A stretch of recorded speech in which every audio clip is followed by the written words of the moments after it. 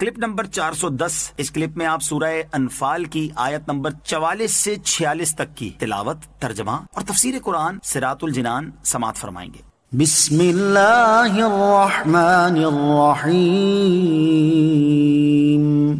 ترجمہ، اللہ کے نام سے شروع جو نہایت مہربان رحمت والا ہے۔ وَإِذْ يُرِيكُمُوهُمْ إِذِ الْتَقَيْتُمْ فِي أَعْيُنِكُمْ قَلِيلًا وَيُقَلِّلُكُمْ فِي أَعْيُنِهِمْ لِيَقْضِيَ اللَّهُ أَمْرًا كَانَ مَفْعُولًا وَإِلَى اللَّهِ تُرْجَعُ الْأُمُورُ۔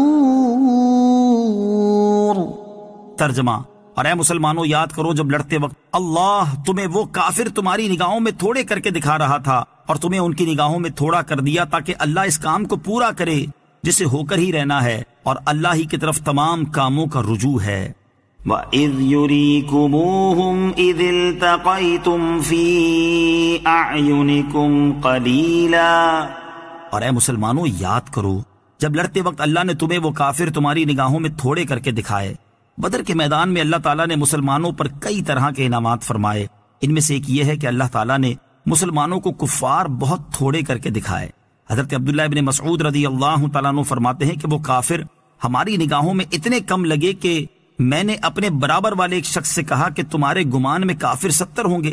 اس نے کہا میرے خیال میں 100 ہیں، حالانکہ وہ 1000 تھے۔ اور کافروں کی نظروں میں مسلمانوں کو بہت تھوڑا کر کے دکھایا، یہاں تک کہ ابو جہل نے کہا کہ انہیں رسیوں میں باندھ لو، گویا کہ وہ مسلمانوں کی جماعت کو اتنا قلیل دیکھ رہا تھا کہ مقابلہ کرنے اور جنگ آزما ہونے کے لائق بھی خیال نہیں کرتا تھا۔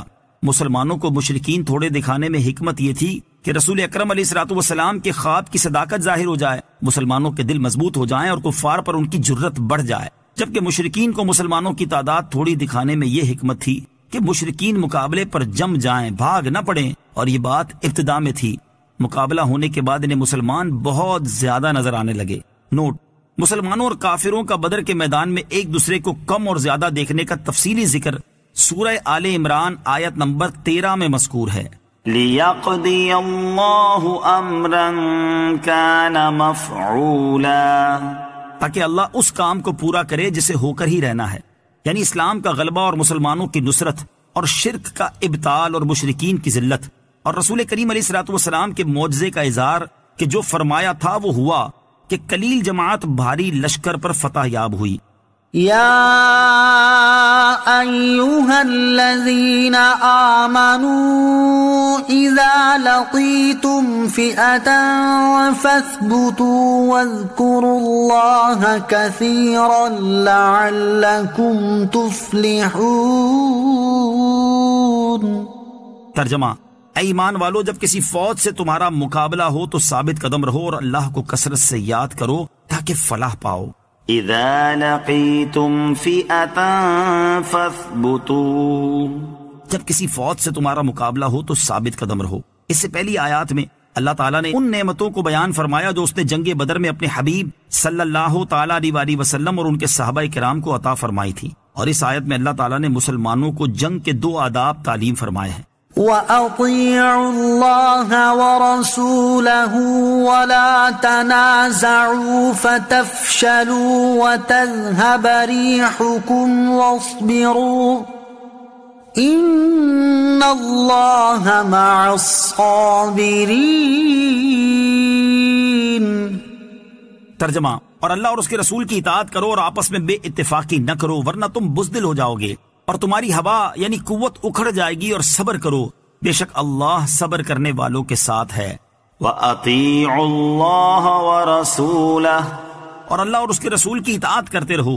اللہ تعالیٰ اور اس کے حبیب صلی اللہ علیہ وسلم کی اطاعت کا حکم ہمیشہ کے لیے ہے، اور اس آیت کا ایک مفہوم یہ ہے کہ مسلمانوں پر لازم ہے کہ وہ تمام معاملات میں، خصوصاً جہاد اور دشمن سے مقابلے کے وقت ثابت قدمی کا مظاہرہ کرنے میں اللہ عز و جل اور اس کے رسول صلی اللہ علیہ وسلم کی اطاعت کریں اور باہمی اختلافات سے بچیں، جیسا کہ احد میں بعض مسلمانوں نے بعض کی مخالفت کی، کیونکہ باہمی تنازع ضعف و کمزوری اور بے وقاری کا سبب ہے۔ مسلمان باہمی اختلاف سے بچیں اور اتحاد کا راستہ اختیار کریں۔ اس آیت کا حکم تو جنگ کے بارے میں ہے، لیکن عمومی حالات میں بھی مسلمانوں کو باہمی اختلاف سے بچنا چاہیے اور اتفاق و اتحاد کا راستہ اختیار کرنا چاہیے۔ کفار کے ممالک تو آپس میں متحد ہیں، لیکن افسوس کہ مسلمانوں میں باہمی اتحاد نظر نہیں آتا، بلکہ ان کا حال یہ ہو چکا ہے کہ اگر کفار کسی مسلمان ملک پر ظلم و ستم کریں تو دوسرے ملک کے مسلمان اپنے مسلم بھائیوں کا ساتھ دینے اور ان کافروں کے خلاف برسر پیکار ہونے کی بجائے وہ بھی کافروں کا ساتھ دیتے ہیں۔ صلو علی الحبیب صلی اللہ تعالی علی محمد صلی اللہ تعالی علیہ وسلم۔ مجھے اپنی اور ساری دنیا کی لوگوں کی اصلاح کی کوشش کرنی ہے انشاءاللہ عز و جل۔